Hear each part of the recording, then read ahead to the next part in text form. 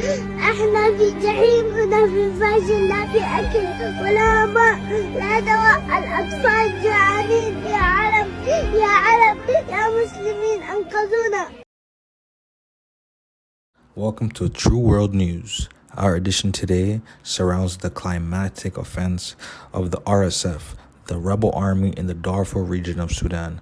The recent brutal offensive by the RSF takes control of the last city of the Darfur region, basically carving Sudan in half. This wasn't just a military operation, rather a humanitarian catastrophe with deep roots in clandestine war for valuable resources buried deep in the Sudanese soil. Millions have been displaced from their homes of al-Fashir as the RSF commits door-to-door shellings, murder, ransoms, and all-out perjury. Al-Fashir is the strong point that secures RSF's demise of all of Sudan. The murder of masses are overwhelming as videos surface the internet of gruesome and the grim reality of the bloody streets of the RSF leaves behind. I would love to show you it, but the refugee camps are overflowing, the displacements immense.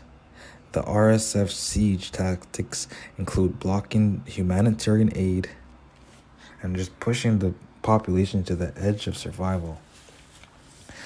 There is satellite imaging reviewed by the Yale University public health professor that indicates mass body piles, large pools of blood that drench the sand, and large technical vehicles that are believed to carry rebel arms and personnel.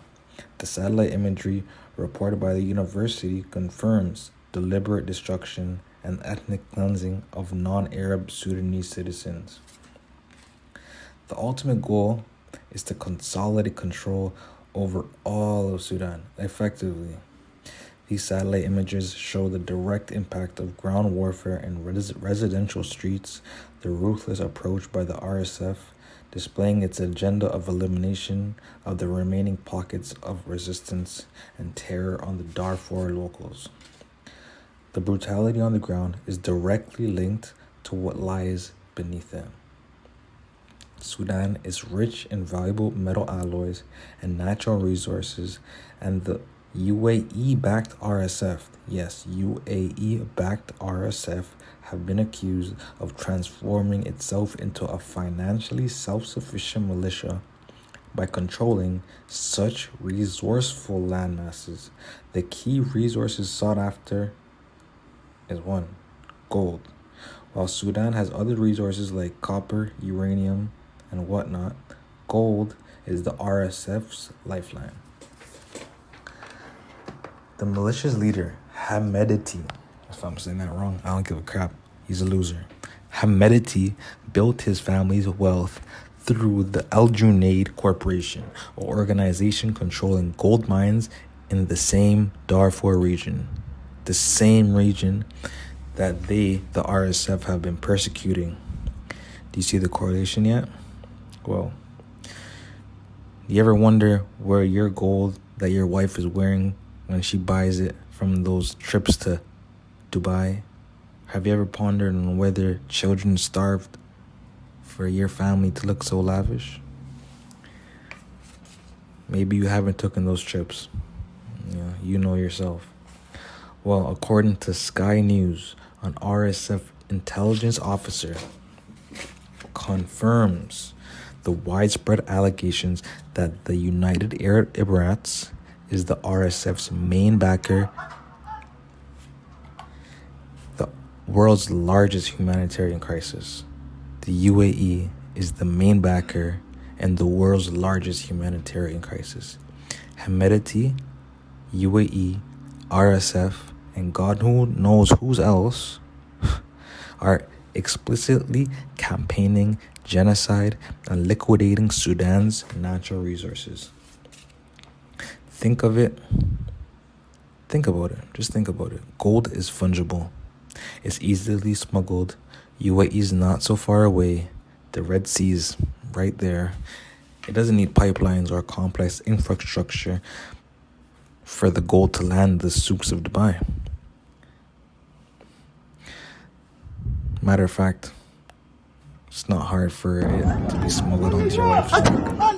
The RSF gets instant cash, armory to continue fighting their military agenda. Their agenda is inseparable from the resource agenda.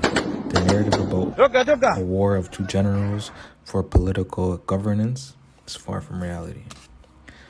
Back to the UAE. The UAE has been identified as the international hub for Sudanese gold. The vast majority of Sudanese smuggled gold ends up in the UAE, directly or indirectly.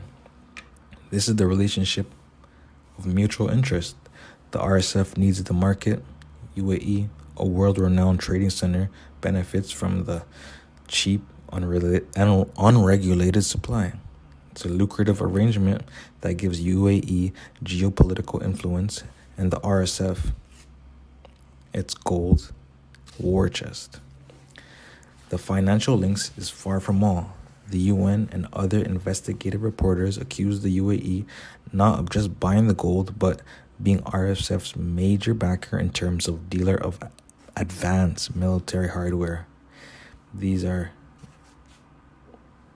not just small arms. We're talking sophisticated weaponry, drones, armored vehicles.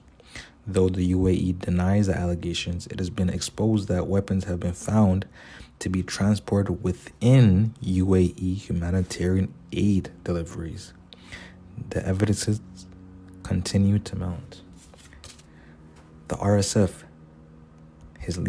their leader, Hemedti, has maintained personal and commercial ties that facilitates his entire military operation. The UAE gold market, with its huge demand, essentially launders the conflict gold, turning it into a legitimate-looking trade, essentially bankrolling the atrocities we, the world, are witnessing today. The fact Al-Fashir, a major regional hub and under control of Hemedti, the RSF's control gives them strategic dominance over local population surrounding resource zones. Darfur is the land of gold, and it gives Hemedti leverage to withstand any future negotiation. The need for the world to pay attention is now. We need to put UAE on the hot seat. We need to put a stop to the gold flow.